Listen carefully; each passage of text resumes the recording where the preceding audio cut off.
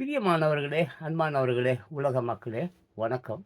தினத்தந்தி குடும்ப மலர் 17/8/2025 ஒரு 4, 5 செய்திகள் இருக்குங்க. பாருங்க அந்த பேஜ் பார்த்தீங்கன்னா, நிறைய செய்திகள் இருக்கு இல்லையா?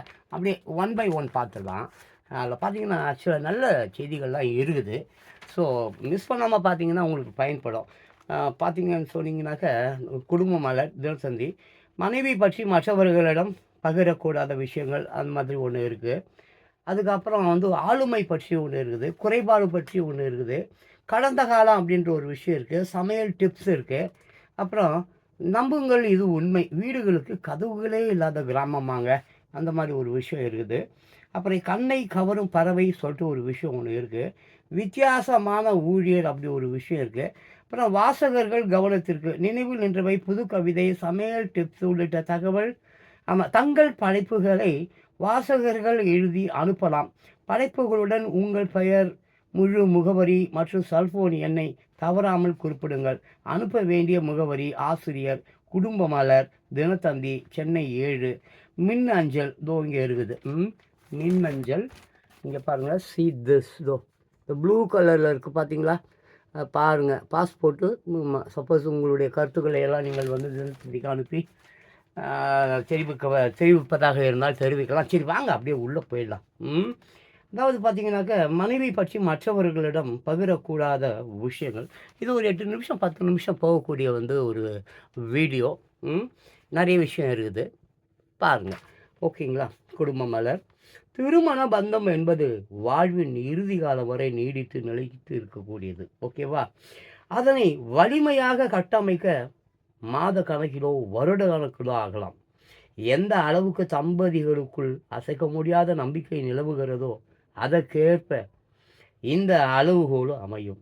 மாறுபடக்கூடும். ஆனால் இருவருக்கும் இடையேயான உறவில் விரிசல் ஏற்பட சில மணி துணிகளே போதுமானதாகிவிடும்.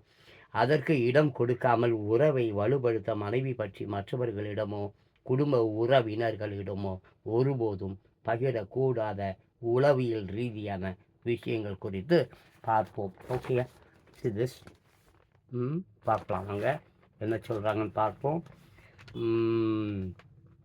அதாவது தகவல் தொடர்பு எந்த ஒரு வலுவான மற்றும் ஆரோக்கியமான உறவிற்கும் தகவல் தொடர்பு முதுகெலும்பு ஆகும். நட்பாக இருந்தாலும் சரி, காதலாக இருந்தாலும் சரி, வேலையாக இருந்தாலும் சரி, தகவல் தொடர்பு திறன் அவசியமானது. அது புரிதலை வளர்த்தெடுக்கும். தேவையற்ற மோதலை தடுக்கும். துணைவியிடம் எண்ணங்களையும் உணர்வுகளையும் தெளிவாக வெளிப்படுத்தும் போது தவறான புரிதல்கள் மற்றும் அனுமானங்களை தடுக்கும். அது ஒரு விஷயம். அடுத்தது பாருங்க, அச்சம்ங்க. மனைவியின் ஆழ் மனதில் அச்சத்தையோ அதிர்ச்சியையோ ஏற்படுத்திய விஷயங்கள் புதைந்து இருக்கும். எப்படி? மனைவியின் ஆழ் மனதில் அச்சத்தையோ அதிர்ச்சியையோ ஏற்படுத்திய விஷயங்கள் புதைந்து இருக்கும். அது ஒருவித பயத்தையும் பாதுகாப்பு இன்மையையும் உருவாக்கி இருக்கும். நீண்ட நாட்களாக மனதை ஆட்கொண்டிருந்த அந்த விஷயங்களை தன் கணவரிடம் தெரிவித்து மன ஆறுதல் தேடி இருக்கலாம். அவர் மீது கொண்ட நம்பிக்கையின் காரணமா அந்த விஷயங்களை அவர் கூறி இருக்கலாம். அவை மற்றவர்களுக்கோ குடும்பத்தினருக்கோ தெரிந்திருக்க வேண்டிய அவசியம் இல்லை, தெரியப்படுத்த வேண்டிய அவசியம் இல்லை. அதனை புரிந்து கொள்ளாமல் மற்றவர்களிடம் கூறுவது கணவன் மீதான நம்பிக்கையை சீர்குலைத்து விடும். எப்படி? கணவருடைய நம்பிக்கையை சீர்குலைத்து விடும். ஒரு துணை நமக்கு ஏற்பட்ட பாதிப்பை ஒரு துணை தனக்கு ஏற்பட்ட பாதிப்பை கணவரிடம் வெளிப்படுத்தும் போது உணர்ச்சி ரீதியான பாதுகாப்பையும் எதிர்நோக்குகிறார். கணவர் தனக்கு ஆறுதலாக பக்கபலமாக இருப்பார் என்று எதிர்பார்க்கிறார். அந்த நம்பிக்கையை சிதைப்பது உறவில் கடும் பாதிப்பை ஏற்படுத்திவிடும். அதனால் மனைவி சில விஷயங்களை உறவினர் அவர்கள் இவர்கள் எவரிடமும் சொல்ல வேண்டாம் என்பது தான் அந்த ஒரு விஷயம். அப்புறம் கடந்த காலம். துணையின் கடந்த காலம் என்பது அவரிடம் அந்தரங்கம் தான் சம்பந்தப்பட்டது. அவருடைய கடந்த காலம் என்பது அவருடைய அந்தரங்கம் சம்பந்தப்பட்டது. அதை உங்களை நம்பி பகிர்ந்து கொண்டு இருக்கலாம். அதை பற்றி மற்றவர்களுடன், குடும்பத்துடன் கூட விவாதிப்பது தேவையற்ற பிரச்சனைகளுக்கு வழிவகுக்கும். துணையை சங்கடப்படுத்தலாம். துணையின் தனிப்பட்ட தகவல்களை, அந்தரங்க விஷயங்களை மற்றவர்களுடன் பகிர்ந்து கொள்வது மனஸ்தாபத்தை உண்டாக்கிவிடும். நல்லா புரியுதுங்களாங்க? அதாவது ஒரு ஒரு பெண் ஒரு பெண் அவங்களுடைய அந்தரங்கம் அது அதை நம்ம நோண்டக்கூடாது. புரியுதுங்களா? உங்களை நம்பி தானங்களே அந்த விஷயத்தெல்லாம் அவங்க சொல்கிறாங்க. அதை பற்றி மற்றவங்களிடம், குடும்பத்திடம் விவாதிப்பது தேவையற்ற பிரச்சனைகளுக்கு கண்டிப்பாக வழிவகுக்கும். அப்புறம் அது வழிவகுக்கிறது இல்லை, அது சம்மந்தப்பட்ட துணையை, உங்கள் மனைவியை என்ன படுத்திட்டோம், சங்கடப்படுத்தலாம். ஆமாம், துணையின் தனிப்பட்ட தகவல்களை, அந்தரங்க விஷயங்களை மற்றவர்களுடன் பகிர்ந்து கொள்வது மனஸ்தாபத்தை உண்டாக்கிவிடும். அந்தரங்க விஷயத்தை இவங்ககிட்ட சொல்லியிருப்பாங்க, அதை அவங்க நண்பங்கிட்ட அவங்ககிட்ட எல்லாம் சொன்னால் நல்லாவா இருக்கும்? அது பாவம், அவங்க மனஸ்தாபம் அவங்களுக்கு தெரிஞ்சு அவங்க எவ்வளோ மனஸ்தாபப்படுவாங்க. ஸோ அந்த மாதிரி அது அது செய்யக்கூடாது என்பது. அப்புறம் நிதி நிலை. அப்புறம் துணையின் நிதி நிலைமையை மற்றவர்களுக்கு வெளிப்படுத்துவது அவருடைய தனி உரிமையை மீறுவதாக அமைந்துவிடும்.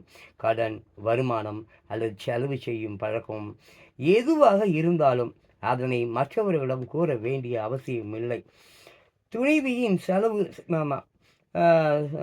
செலவு செய்வதாக கருதினால் அது பற்றி அவரிடம் பேசி நிதி நிலையை சீராக கையாள ஊக்குவிக்க வேண்டும். அதாவது நிதி நிலைமை இருக்குது இல்லைங்களா, அதை பற்றி அவர்களிடம் பெரிதாக, அவங்க ஏழையோ பணக்காரங்களோ, அவங்க என்ன செலவு பண்ணுறாங்க, எப்படி செலவு பண்ணுறாங்க, இதை பற்றியே மற்றவங்கக்கிட்ட போய் சொல்கிறது, அவங்கக்கிட்ட சொல்கிறதுலாம் இல்லை, அவங்கக்கிட்டே சொல்லலாம்.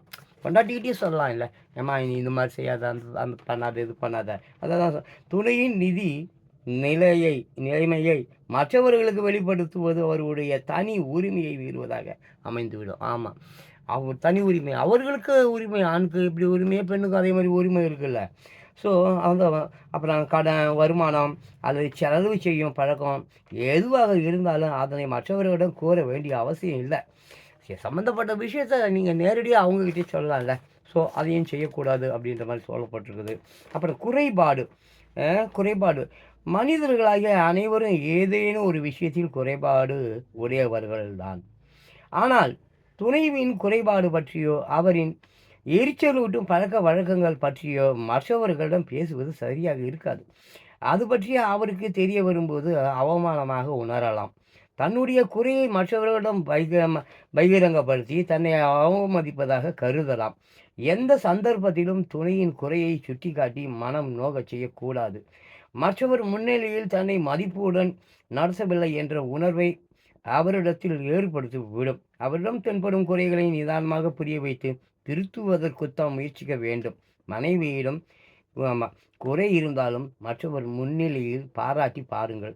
அவர் தன் தவறை சரி செய்து எந்த அளவுக்கு மாறி இருக்கிறார் என்பதை அடுத்த முறை நேரடியாகவே தெரிந்து கொள்ளலாம். இதுவும் ஒரு நல்ல ஒரு விஷயம்தான். குறைபாடு எப்பவுமே சரி, யாரிடம் அவர்களிடம் இருக்க குறைபாடுகள், பழக்க வழக்கங்கள், அப்புறம் சரியாக அவங்க சில நிறைய விஷயங்களை அவர்கள் நியாயமான முறையில் செய்யாமல் இருக்கலாம். அதை போய் அவங்கக்கிட்ட சொல்கிறது, மற்றவங்ககிட்ட சொல்கிறது, இது இந்த குறை அந்த குறை தெரிவிக்கும்போது அவங்களுக்கு அந்த வலி, துன்பம், அப்புறம் வீட்டுக்குள்ளே சண்டை, இந்த மாதிரி விஷயங்கள்லாம் வரலாம். அவமானமாக கூட அதை அவங்க உணரலாம். தன்னுடைய குறையை மற்றவர்களிடம், அவருங்க குறையை போய் மற்றவங்களோட சொல்லுவது எப்படி அவங்களால ஏற்றுக்க முடியும் இல்லையா? அதை அவங்க தப்பாக தானே எடுத்துப்பாங்க. அதனால் புருஷன் முன்னாடி உள்ள சலசலப்பு ஏற்படும் தானே. ஸோ அதை செய்ய வேண்டான்றாங்க. மனம் நோகச்சி, அவங்களுடைய மனம் நோகும்படி நடந்து கொள்ள வேண்டாம் அப்படின்றாங்க.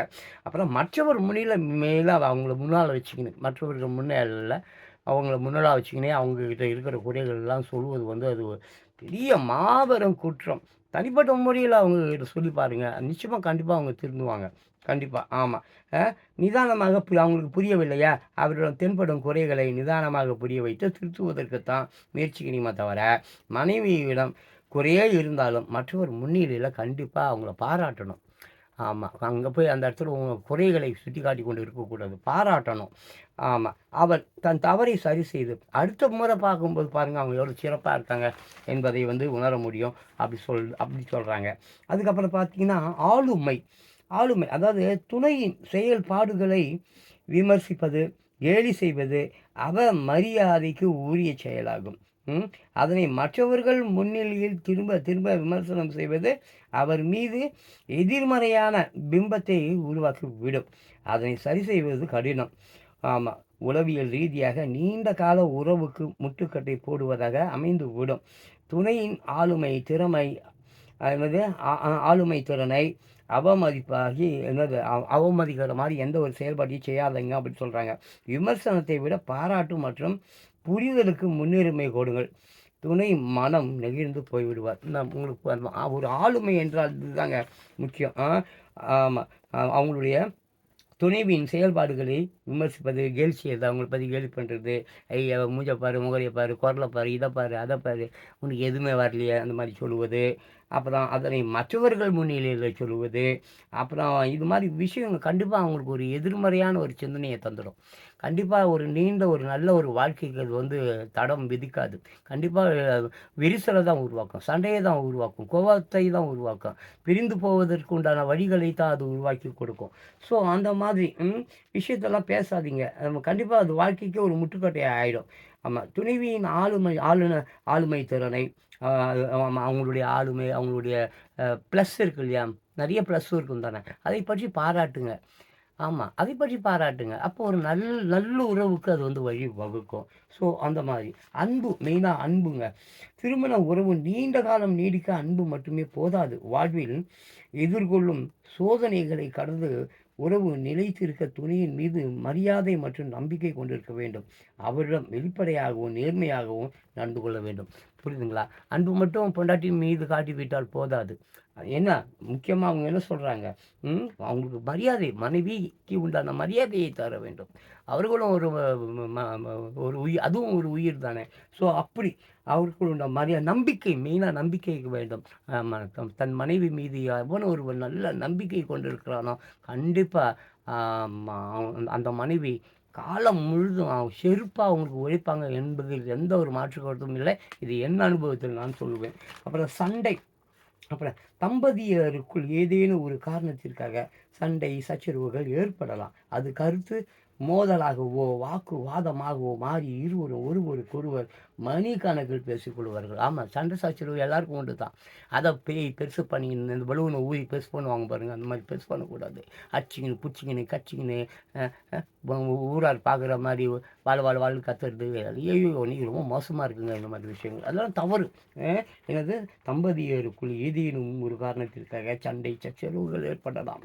அது கருத்து, ஆமாம், கருத்து மோதலாக மாறி வாக்குவாதமாக மாறி இருவரும் ஒருவர் மணிக்கணக்கில் பேசிக்கொள்வார்கள். அதெல்லாம் தப்பு, அது வேணான்றாங்க. அது பற்றி நண்பர்களிடமோ அப்புறம் குடும்பத்தினரிடமோ கூறிய ஆலோசனை கேட்பது நல்லது அல்ல. ஆரம்பத்தில் அவர்களின் ஆலோசனை ஏற்புடையதாகவோ பிரச்சனைக்கு தீர்வு காண்பதாகவோ தோன்றினாலும் அது நிரந்தர தீர்வை ஏற்படுத்தி கொடுக்காது. ஸோ இந்த மாதிரி சண்டை சச்சரவுகளுக்கு பஞ்சாயத்து வைக்கிறது, அவனை கூப்பிட்டு மச்சான் இப்படி அப்படி இப்படிலாம் பேசுறது தப்பு. ஏதோ அந்த நேரத்துக்கு அது உதவி பண்ணால் கூட கண்டிப்பாக அது ஒரு நிரந்தர தீர்வு அல்ல. அப்போ நிரந்தர தீர்வு என்று பார்த்தால் தம்பதியர் இருவருக்கும் இடையேயான தனிப்பட்ட விஷயங்கள் மற்றும் விவாதங்கள் பற்றி நண்பர்கள் அல்லது குடும்பத்தினருடன் பகிர்வது துணையை பற்றிய அவர்களின் பார்வையை மாற்றிவிடும். ஆமாம், கண்டிப்பாக நிச்சயமாக நீ போய் இப்போ நான் முன்னாடியை பற்றி அவங்ககிட்டையும் விடுவேன் சொல்கிறேன்னா கண்டிப்பாக அவன் வேறு ஒரு பார்வைக்கு போயிடுவான். ஓ, இவனுக்கும் அவனுக்கும் இவளுக்கும் ஒரு இடையில நிறைய விரிசல்கள் இருக்குது, பிரச்சனைகள் இருக்குது, நம்ம உள்ளே பூந்து இந்த நேரத்தில் கோலி விளையாடலாம், பேந்தா போடலாம் பார்ப்பான். அது தப்பு. அந்த மாதிரி இடத்துக்கு நம்மளே வந்து வழிவகுக்கக்கூடாது. சரிங்களா? என்ன ஆகிடும் அது? அல்லது குடும்பத்தினருடன் பகிர்வது துணையை பற்றிய அவர்களின் பார்வையை மாற்றிவிடும். துணை மீது தவறான கண்ணோட்டத்தை ஏற்படுத்திவிடும். ஆமாம், உளவியலாளர்களின் கருத்துப்படி தம்பதியருக்கு இடையே மோதல் ஏற்படுவது இயல்பானது. சண்டை புருஷன் பொண்டாட்டினா கண்டிப்பாக இருக்கும், சண்டை காலம்பூரா இருக்கும் சண்டை. நான் நிறைய பேர் பார்க்குறேன், சண்டை போட்டுப்பாங்க, அன்பாக இருப்பாங்க. ஓகேவா? மூன்றாம் நபரிடம் பகிரும்போது துணை பற்றி பெரும்பாலும் எதிர்மறையான எண்ணங்களே அவர்களின் மனதில் பதியும். ஆமாம், அதை மூன்றாம் நபரிடம் போய் சொல்லும்போது கண்டிப்பாக ஆமாம் உள்ளே பூந்து குழப்பத்தை உருவாக்கி அவன் பொண்டாட்டியை அவன் ஓட்டிகிட்டு போனாலும் போயிடுவான். அதுதான் நடக்கும். அது மாதிரி ஏகப்பட்ட விஷயம் இங்கே நடந்துன்னு. சரிங்களா? அதனால் அது வேண்டான்றாங்க. அப்புறம் அவர்களின் மனதில் பதியும். ஆமாம், அல்லது ஒருதலை பட்சமாக இருவரில் யாராவது ஒருவருக்கு அவர்கள் ஆதரவு கரம் நீட்டலாம்.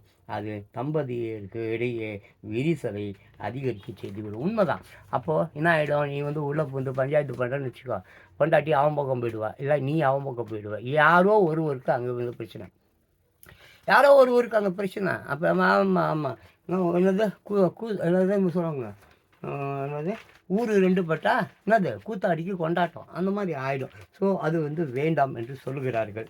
ஸோ அப்படியே பார்த்துட்டோம்.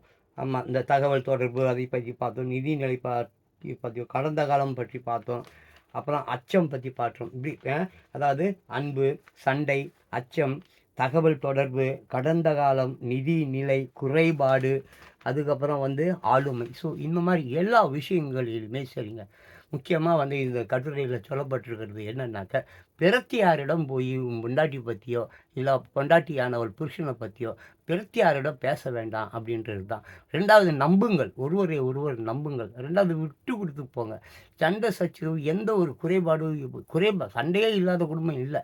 எந்த சண்டையாக இருந்தாலும் உங்களுக்குள்ளேயே அதை நீங்கள் வந்து தனிமையில் தீர்த்து கொள்ளுங்க என்பது மட்டும் இங்கே வந்து ரொம்ப முக்கியமாக சொல்லப்பட்டிருக்கு. பொண்டாட்டி மேலே நம்பிக்கை வைங்கன்னு சொல்லப்பட்டிருக்கு. பொண்டாட்டியை பற்றி மற்றவங்ககிட்ட போய் பேசாதீங்கன்னு சொல்லப்பட்டிருக்கு. கடந்த காலங்களை பற்றி அவங்களை வந்து கேட்டு காயப்படுத்தாதீங்க. அப்படியே அவங்க சொன்னாலும் அதை போய் அடுத்தவங்கள்ட்ட சொல்லாதீங்க அப்படின்னு சொல்லப்பட்டிருக்கு. அப்புறம் அச்சம், ஆமாம் ஆமாம்மா, ஏற்கனவே அவங்க வந்து ஒரு அச்சத்துலேயும் ஒரு துன்பத்துலேயும் கல்யாணம் கட்டிக்கிறதுக்கு முன்னால் இருந்திருப்பாங்க. ஒரு அச்சமோ ஒரு துன்பமோ ஏதோ ஒரு விஷயம் அவங்க உள்ளுக்குள்ளார இருக்கும். அதை நோண்டி வெந்த புண்ணில் வேல் பாசறதுன்ற மாதிரிலாம் செய்ய வேண்டாம். இந்த மாதிரி நிறைய விஷயங்கள் இருக்குது. பெரிய குறைபாடுகள் இருந்தாலும் அதை சரி செய்ய முடியும். கணவன் மனைவிக்குள்ளே வந்து ஆமாம், மனைவி பற்றி மற்றவர்களிடம் பகிரக்கூடாத விஷயங்கள் இவைகள் அனைத்தும். அதாவது அன்பு, சண்டை, அச்சம், கடந்த காலம், குறைபாடு, ஆளுமை, எதை பற்றியுமே மற்றவர்களிடம் பகிரக்கூடாதுன்னு சொல்கிறாங்க. பார்த்துக்குங்க. அதுக்கு அடுப்பு பார்த்தீங்கன்னாக்கா சின்ன சின்ன விஷயங்கள் கொஞ்சம் இருக்குது. அதையும் பார்த்து விடுவோம் வாங்க. சமையல் டிப்ஸு. ஆமாம், சமையல் டிப்ஸ் ஓகேவா?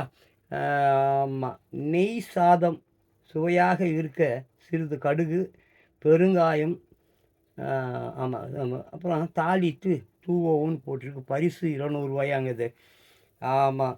கா தேஜாஷி, மந்தவேலி பாக்கம், சென்னை. திஸ் ஒன் பார்த்தீங்களா? இதுதான், இதுக்கு பரிசு ரூ. 200 கிடைச்சிருக்கு. பாருங்கள், நீங்கள் கூட இந்த மாதிரி சமையல் டிப்ஸ் எல்லாம் வந்து நன்றாக உங்களுக்கு அந்த சமையல்லாம் செய்ய தெரியுனாக்கா நீங்களும் இது போல் வந்து டிப்ஸுகளை வந்து எழுதி அனுப்புங்க. ஆமாம், இது பாருங்கள், சமையல் டிப்ஸ்.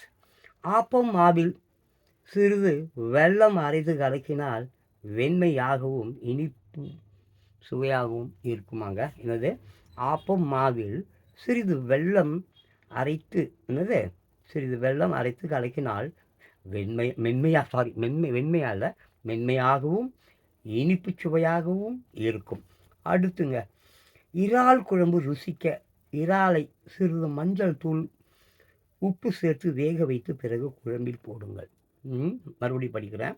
இறால் குழம்பு, ப்ரான் இருக்குல்ல, ப்ரான் குழம்பு, இறால் குழம்பு ருசியாக இருப்பதற்கு இறாலை சிறிது மஞ்சள் தூள் இருக்குதுல்ல அது, அப்புறம் உப்பு சேர்த்து வேக வைத்து பிறகு குழம்பில் போடுங்கள். நல்ல விஷயமா இருக்குது, பார்த்துங்க. அப்புறம் சூடான சூப் செய்யும்போது கொஞ்சம் வெண்ணெய் விட்டு பரிமாறினால் வாசனை கூடி வருமா. இது வெண்ணெய், சூடான சூப்பில் கொஞ்சம் வெண்ணெயை கலந்து விட்டால் செமையாக வாசனையாக இருக்கும் அப்படின்றாங்க. அப்புறம் பழங்கள் அடங்கிய பாயசத்தில் எப்போதும் பழங்களை இறுதியில் சேர்க்க வேண்டும், இல்லை என்றால் கரைந்து விடுமா. ஆமாம், பழங்கள் சம்மந்தப்பட்ட பாயாசங்கள் செய்யும்போது கடைசியாக தான் பழங்களை இதில் சேர்க்க வேண்டுமா. ஆரம்பத்துலேயே போட்டால் கரைஞ்சி போயிடும் அப்படின்ற மாதிரி சொல்கிறாங்க. அப்புறம் இடியாப்பம் செய்யும்போது பச்சரிசி மாவை மட்டுமல்ல, சிறிது புழுங்கல் அரிசி மாவும் கலக்கவும். இந்த இடியாப்பம் பண்ணுறாங்கல்ல, அதுக்கு பச்சரிசி மாவு மட்டும் இல்லை, கொஞ்சம் புழுங்கல் அரிசி மாவையும் கலங்க அப்படி சொல்கிறாங்க. அப்புறம் கேரட் அல்வா செய்யும்போது நெய் குறைந்தால் போதுமான அளவில் பால் சேர்க்கவும். ஆமாம், மென்மையாகவும் அது வருமா. என்னது?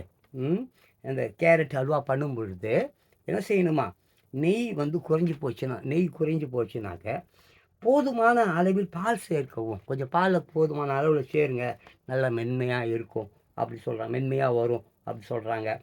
அப்புறம் வெஜ்ஜு புலாவ் செய்யும்போது சிறிதளவு புதினா இலை சேர்த்தால் நல்ல வாசனையாக இருக்குமா. செம சூப்பர். வெஜ் புலாவ் செய்யும்போது சிறிதளவு புதினா இலை சேர்க்கும்போது அது நல்ல வாசனையாக இருக்கும் அப்படின்னு சொல்கிறாங்க. அப்புறம் வெண்டைக்காய் குழம்பு செய்யும்போது வெண்டைக்காயை சிறிது உப்புடன் வதக்கி சேர்த்தால் ஒட்டாதான். வெண்டைக்காய் குழம்பு பண்ணும்போது இந்த வெண்டைக்காயை முன்கூட்டியே வதக்கிடணும் அப்படின்றாங்க.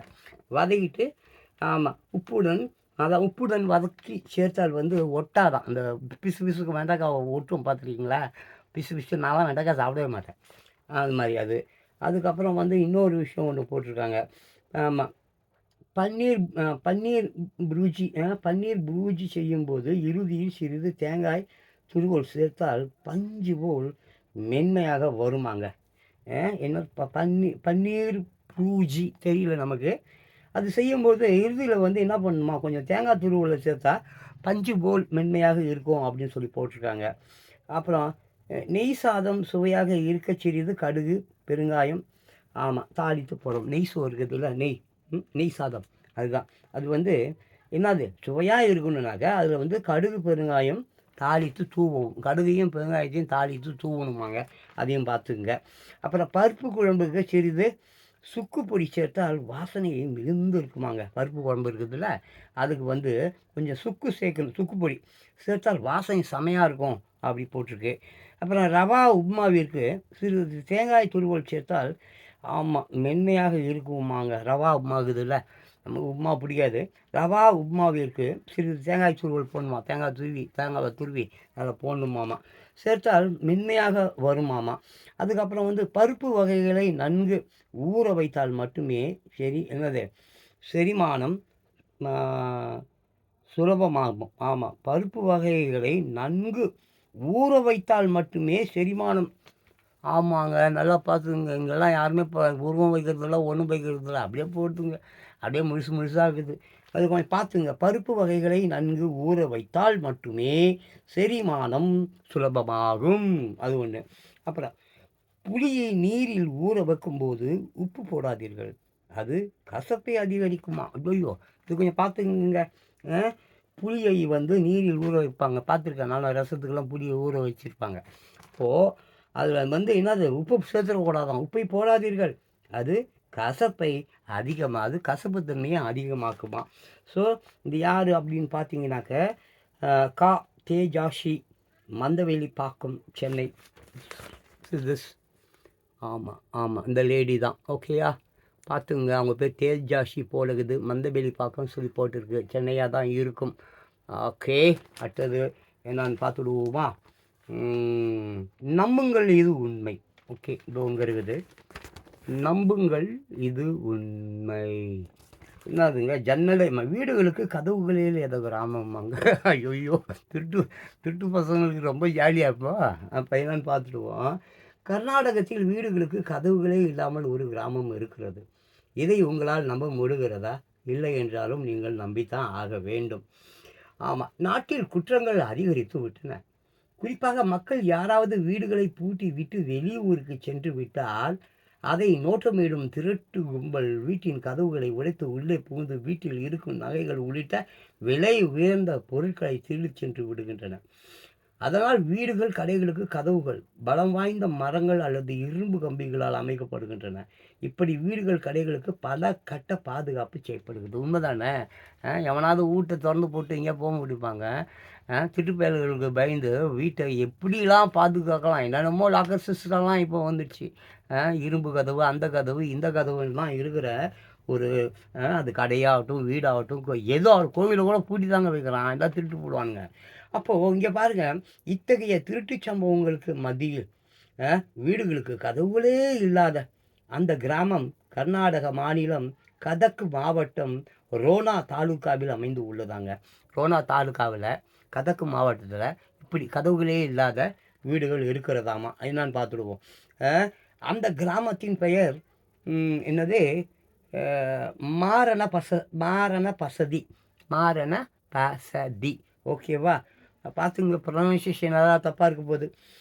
அதனால அதை தான் மாரண பசதி என்கிற தாவல் மணிக்கு என்கிற தாவல் மணிக்கு. சரி, இந்த கிராமத்தில் புதிதாக வீடு கட்டுபவர்களும் கதவுகளை பொருத்துவது இல்லையா.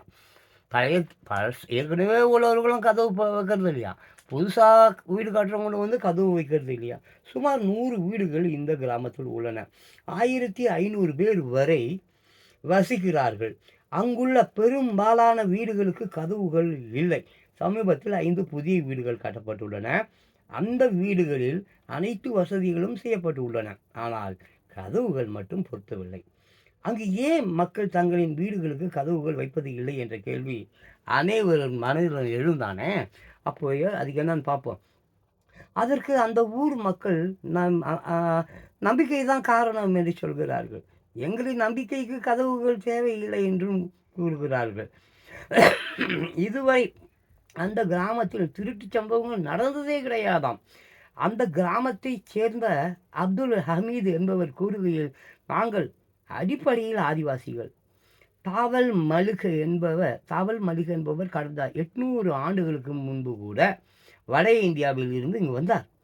அவர் இந்த ஊரில் திருட்டுகள் நடக்காது, நீங்கள் கடவுளிடம் என்ன வேண்டிக் கொண்டாலும் இங்கு நிறைவேறும் என்று சொன்னார்.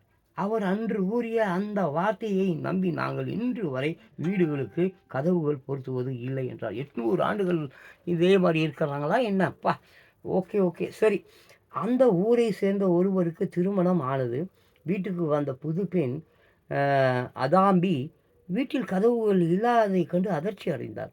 இது குறித்து அவர் கூறும்போது, எங்கள் வீட்டில் கதவுகள் இருந்தன, இங்கு கதவுகளே இல்லாமல் வீடுகள் உள்ளன. ஆரம்பத்தில் வாழ்க்கையை நடத்துவது எனக்கு கஷ்டமாக இருந்தது. காலப்போக்கில் நான் இந்த சூழலுக்கு மாறிவிட்டேன். வேறு ஊருக்கு செல்லும்போது அங்கு வீடுகளில் கதவுகள் இருப்பதை கண்டால் எனக்கு பயம் ஏற்படுகிறது. அந்த அளவுக்கு நான் இந்த ஊரின் சூழலுக்கு மாறிவிட்டேன் என்றார். பெரிய விஷயமா இருக்குங்க. வெளியூருக்கு போனாக்கா வெளியூரில் கதவெல்லாம் பூட்டி தானே இருக்கும். அதை பார்க்கும்போது இந்த லேடிக்கு பயம் வரும். ஐயோ, நம்ம ஊர் திறந்து கிடக்குதே அப்படின்னு சொல்லிட்டு.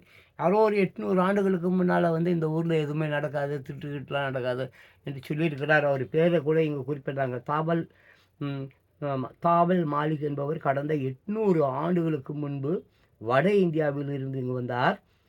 அவர் இந்த ஊரில் திருட்டுகள் நடக்காது, நீங்கள் கடவுளிடம் என்ன வேண்டிக் கொண்டாலும் அது நிறைவேறும் என்று சொன்னார். அவர் அன்று கூறிய அந்த வார்த்தையை நம்பி நாங்கள் இன்று வரை வீடுகளுக்கு கதவு பொருத்துவது இல்லை என்றார். சிதிஸ் பாருங்க, அது பார்த்தீங்களா? பாருங்கள், நல்லா பாருங்க. ஓகேவா? ஸோ இந்த மாதிரி போகுது இந்த செய்தி. நல்ல விஷயந்தான். உலகம் பூரா திருடர்கள் எல்லாம் திருடர்கள், ஒட்டுமொத்த திருடர்கள் தான் அடிக்கடி சொல்லிட்டு கிடப்பேன். எல்லாம் திருட்டு பசங்க. உலகத்தில் 195 200 நாடுகள் இருக்குது, ஒரு பய கூட உத்தமம் கிடையாது, எல்லாம் திருட்டு பசங்கன்னு சொல்லுவேன். இந்த கிராமத்தை பற்றி படிக்கும்போது எனக்கே ஆச்சரியமாக இருக்கிறது. சரி, அடுத்தது ஒரு வித்தியாசமான ஊழியர், அவரை பற்றி படித்து விடுவோம். வித்தியாசமான ஊழியர் பாருங்கள். ஓகேவா?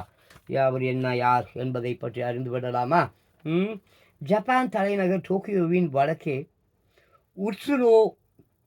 உட்சுனோமியா நகரில் அமைந்துள்ள உணவகம் கயாபுகியோ டேவர்னு யாட்சானு புகுசான் என்ற 2 குரங்குகளை பணியாளர்களாக அமர்த்தி இருக்கிறது இந்த உணவகம். சரிங்களாங்க. இந்த உணவகத்தில் பார்த்தீங்கன்னா 2 குரங்கை வந்து வேலைக்கு வச்சுருக்கிறாங்க போல இருக்குதுங்க. அதுதான் விஷயம். ஜப்பான் தலைநகர் டோக்கியோவின் வடக்கே உட்சுனோமியா நகரில் அமைந்துள்ள உணவகம் கயாபுகியோ டேவர்ன் யாட்சான் புகுசான் என்ற 2 குரங்குகளை பணியாளர்களாக அமர்த்தி இருக்கிறது. இந்த உணவகம் வாடிக்கையாளர்களின் ஆர்டர்களை எடுப்பதும் அவர்களின் கைகளை துடைக்க துண்டுகளை கொண்டு வருவதுமே இவைகளின் பணி ஆகும். நீண்ட காலமாக குரங்குகள் பணி செய்து வருகிறதாக கூறப்படுகிறது. 2 குரங்குகளும் தங்கள் சேவைக்கான டிப்ஸாக வாடிக்கையாளர்களிடமிருந்து சோயா பீன்ஸை பெறுகின்றன. ஜப்பானிய விலங்கு உரிமைகள் விதிமுறைகள் காரணமாக குரங்குகள் ஒவ்வொன்றும் ஒரு நாளைக்கு 2 மணி நேரம் மட்டுமே வேலை செய்ய அனுமதிக்கப்படுகின்றன. நல்ல செய்திங்க. 2 குரங்குகளை வேலைக்கு வைத்திருக்கிறார்கள். அவருடைய வேலை என்னவென்றால் அந்த மெனு எடுப்பது, தென் ஆஃப்டர்வர்ட்ஸ் வந்து கையை துடைக்கிறதுக்கு துணி டவல் கொடுப்பது, அவ்வளோதானா. ஸோ இந்த மாதிரி ரொம்ப வருஷமாக அது வேலை பார்க்குறது போல இருக்குது. ஆமாம், குரங்குகள் ஒவ்வொன்றும் ஒரு நாளைக்கு 2 மணி நேரம் மட்டுமே வேலை செய்ய வேண்டும் என்று அந்த ஓடுது. ஆமாம், வாடிக்கையாளர்கள் அதான் காரணமாக ஜப்பானிய விலங்கு உரிமைகள் விதிமுறைகள் காரணமாக குரங்குகள் ஒவ்வொன்றும் ஒரு நாளைக்கு 2 மணி நேரம் மட்டுமே வேலை செய்ய அனுமதிக்கப்படுகின்றன. ஓகே, நல்ல விஷயம். அதுக்கு அடுத்தது கண்ணை கவரும் பறவை. ஆமாம், கண்ணை இதான் நாங்கள் லாஸ்ட் பார்த்தீங்களா? இதோ இங்கே இருக்குது, கண்ணை கவரும் பறவை. அது என்னன்னு பார்த்து விடுவோம். இதோடு அது வந்து இந்த செய்தி முடிஞ்சிடும். ஏறக்குறைய நீங்கள் பார்த்தீங்கன்னாக்கா ஒரு ஃபுல் பக்கத்தை நான் முழுசாக படிச்சிருக்கேன். பாருங்கள், இது வந்து A to Z அப்படியே மேலேருந்து கீழ் வர எல்லாத்தையும் படிச்சிருக்கேன்.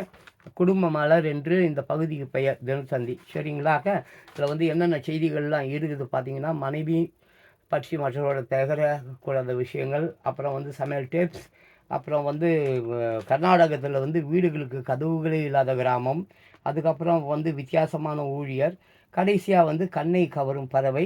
உங்களுடைய கருத்துக்களையே நீங்கள் அனுப்பணுன்னாக்கா அந்த வாசகர் கவனத்திற்கு சொல்கிற ஒரு பகுதி இருக்குது. நீங்களும் உங்களுடைய கருத்துக்களை எழுதி அனுப்பலாம். கண்ணை கவரும் பறவை. கிராண்டாலா ஒரு சிறிய பறவை இனமாகும். இது பூட்டான், இந்தியா, மியான்மர், நேபாளம், தீபக் மற்றும் சீனா போன்ற பகுதிகளில் காணப்படுகிறது. இதன் உடல் 20.5 சென்டிமீட்டர் முதல் 23 சென்டிமீட்டர் நீளம் கொண்டிருக்கும். உடல் எடை 38 முதல் 52 கிராம் வரை தான் இருக்கும். அடக்கோடு ரொம்ப குட்டியாக இருக்கும் போல இருக்குது. ஆண் பறவையின் இறகுகள் நீலம் கலந்த சாம்பல் நிறத்திலும், வால் மற்றும் இறக்கைகள் கருப்பு நிறத்திலும் காணப்படும். பெண் பறவைகள் பழுப்பு நிறத்தில் வெள்ளை நிற கோடுகளுடனும், இறக்கைகள் சாம்பல் கலந்த நீல நிறத்திலும் காணப்படும். இவை பூச்சி, பழம், விதைகளை விரும்பி உண்கின்றன. See this, okay, bird. இதுதான் அந்த பறவை. Okay, fine, super. ஆல்மோஸ்ட் நான் முடிச்சிட்டேன். ஓகே, அன்பானவர்களே, பிரியமானவர்களே, உலக மக்களே, அடுத்து ஒரு வீடியோவில் பார்க்கலாம். தேங்க்யூ.